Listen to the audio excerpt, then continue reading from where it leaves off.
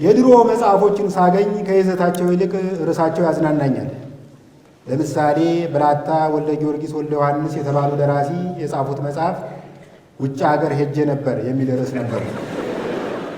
ውጭ ሀገር ሄጄ ነበር ሪፖርት ነው ጉራ ነው በሚለው ላይ አሁንም ምርምር እያደረኩ ነው።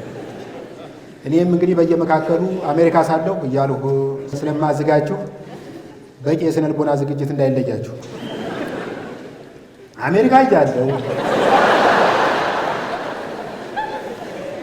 በጣም ሸንቀጥ ያልኩ ነበር።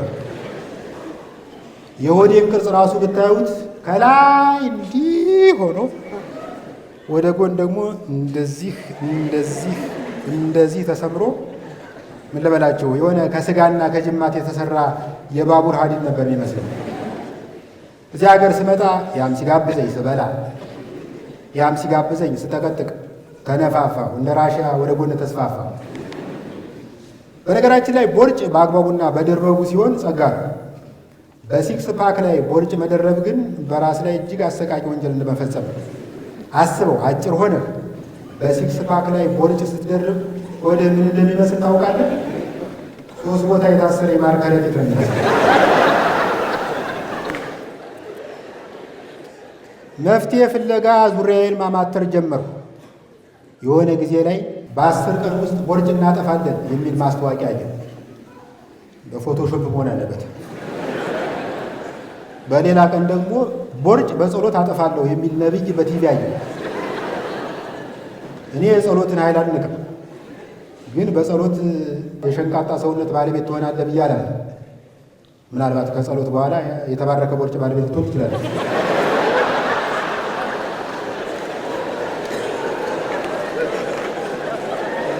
የሚገርማችሁ ጅም ተመዘገቡ። ጅም እንደገባው በሴትና በወንዶች መካከል ያለውን የዓላማ ልዩነት መረዳት ይችላል። ሴቶች ጅም የሚመዘገቡት በቃ ጅም ለመስራት፣ ክብደት ለመቀነስ፣ ጤናቸውንና ውበታቸውን ለመጠበቅ ወዘተ። የሚገርመኝ የጂሙ መልበሻ ክፍል ገብተው ከቦርሳቸው ውስጥ 4 ግብዳ የታሸገ ውሃ፣ የፈርስት ኤድ ሳጥን፣ መለስተኛ ሚዛን፣ የቦርጭ መስለቢያ ዝናርና የመሳሰሉት ነገሮች ያወጣሉ። አንዳንዴ ሳስበው የሴቶች ቦርሳና የኢትዮጵያ ሕዝብ የማይችለው ነገር የለም። ወንድ ልጅ በበኩሉ ጅም የሚመዘገበው ዘርፈ ብዙ ተግባሮችን ለመፈጸም ማለትም ለጅንጀና፣ ከውጭ የተላከለትን ብራንድ ቱታና ጫማ ለማሳየት፣ ከሌሎች ወንዶች ጋር የጥሬ ሥጋ ማህበር ለመመስረት እና እግረ መንገዱን ስፖርት ለመስራት ነው። በጅንጀናው ላይ ከወንደላጤዎች በላይ ባለትዳሮች በንቃት ይሳተፋሉ። አንዳንዴ ሳስበው ባለትዳር ወንዶች ለወንደላጤዎች ያላቸው ግምት ከመጠን በላይ ተጋነነ ይመስለኛል። እኔ እዚህ በአንድ ሴት ተወስኜ እሱ ቺክ እየለዋወጠ ይከካል ብለው በልባቸው ይከካል።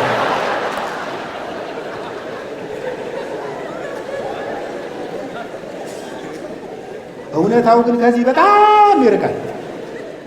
ባለትዳሩ በየአሳቻ ቦታው የተገኘችውን ብርቅዬ አጋጣሚ ለመጠቀም ተፍ ተፍ በሚልበት ሰዓት አብዛኛው ወንደላጤ በጊዜ ገብቶ ነጭ ሽንኩርቱን አፉ ላይ፣ ነጭ ጋቢውን ትከሻው ላይ ጣል አድርጎ ሶፋው ላይ ተጋድሟል። እኔ ገና ጅም በጀመርኩ ሰሞን አንዲት ደልደል ያለች ሴት ጠጋ ብዬ ማውራት ጀመርኩ። ወሬው ወደ ጅንጀና ማዘንበል ሲጀምር ሴትዮዋ ወንድሜ ኧረ ገና ከወለድኩ 30 ቀን ነው።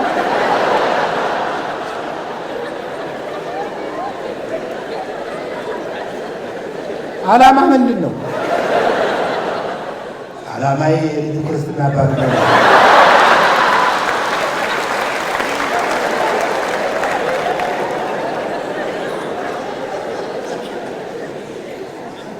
ጅም የምንሰራበት አዳራሽ በጣም ሰፊ ነው።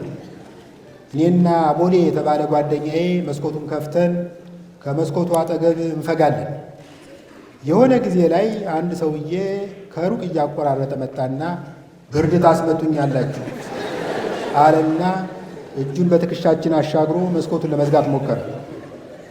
ጓደኛዬ ወንድሜ የኔ አባት ዶክተር ነው፣ ብርድ መምታት የሚባል ነገር ሳይንሳዊ አይደለም፣ ይልቅ በዚህ መጠን በታፈነ አዳራሽ ውስጥ ስፖርት መስራት በራስ ላይ የኬሚካል ጦር መሳሪያ እንደመተኮስ ይቆጠራል።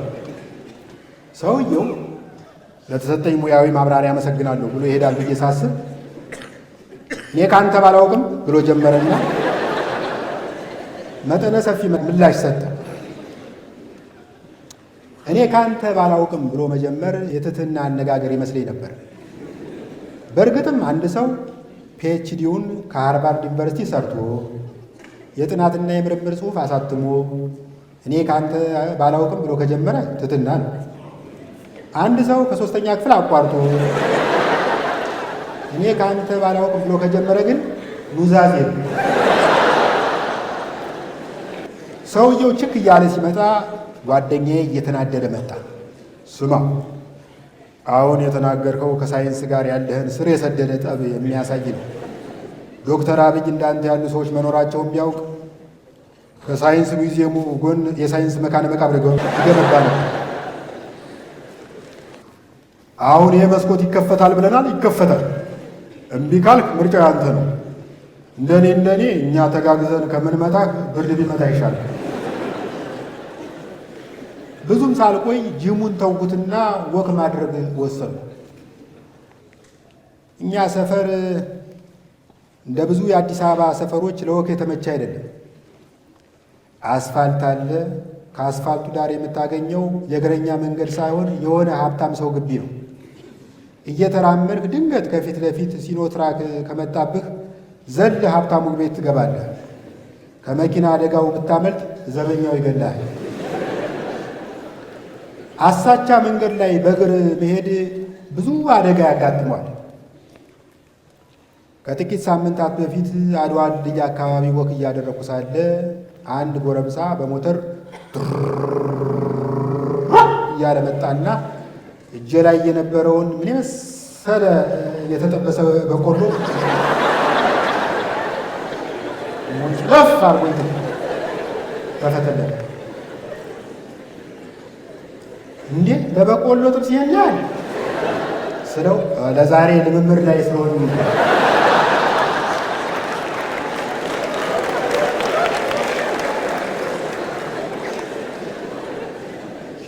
ሌላ ጊዜ በቦሌ መንገድ በወሎ ሰፈር በኩል ወክ ማድረግ ጀመሩ። መንገዱ ለወክ የተመቸ ነው። ይሁን እንጂ የሕዝብ አቴንሽን ላለመሳብ ብዬ ማስክ አድርጌ መራመድ ጀመሩ። 10 ደቂቃ ከተራመድኩ በኋላ ግን የሆነ አቴንሽን ናፈቀኝ። ማስኩን አወለኩና መራመዴን ቀጠሉ። የሆነ ቦታ ስደርስ ቆምኩ። ብዙ ሳይቆይ የሲቪል ልብስ የለበሰ ሲቪል ሰው እየመጡ አጠገቤ ቆመ። አወቅኩት። ጂም ቤት ከጓደኛዬ ጋር የተጣላሁት ሰውዬ ነው። አይን ላይን ስንገጣጠም አፌ እንዳመጣልኝ እዚህ አካባቢ የልብስ ሱቅ አለ አልኩት። የረጠበ ሱሪዬን መቀየር ፈልገህ ነው አለኝ። ለክፉ የማይሰጥ ቀለል ያለ ስድብ ልሰድበው ወስኜ ከካ እና የመሳሰሉትን ቃላት ያደረጉ እሱ ኦፔራ እንደሚያቀነቅን ሰው እጁን በረጅሙ ዘረጋና አንዴ በስንቃሪ አጥፊ ሰረበኝ። ለጊዜው ፊቴ ከሰውነቴ ላይ እየተደመሰሰ ነው ይመስላል። አሁን ተራው የኔ ነው።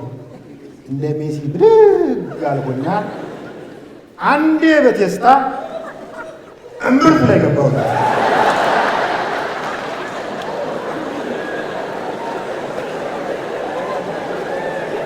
ብቻ ተያይዘን እንደ ጓይ ሲያነጥረኝ እንደ ክክ ሳሰጠው አንድ 10 ደቂቃ ያክል ቆየ። ወዲያው ድንገት ከየት መጣ ያልተባለ ዝናብ መውረድ ጀመረ። የምህረት ዝናብ። ለካ ገላጋይ አተን ነው እንጂ ሁለታችንም ድብድቡን የሆነ ቦታ ላይ ማቋረጥ ፈልገናል። ለቀቀኝ፣ ለቀኩት። ከዝናቡ መጠለያ የምንፈልግ አስመስለን በየተቃራኒው አቅጣጫ ለመሮጥ ተዘጋጀ። ወዲያው ግን ድንገት ከመንገዱ ዳር ሆና ድብድባችንን በተመስጦ ስትከታተል የነበረች ፓርኪንግ የምትሰራ ሴት ቆይ አንዴ አለችና ለሁለት ሰው የሚበቃ ግብዳ ጃንጥላ ይዛ ግን እየሮጠች ነበር። እመለሳለሁ። አመሰግናለሁ።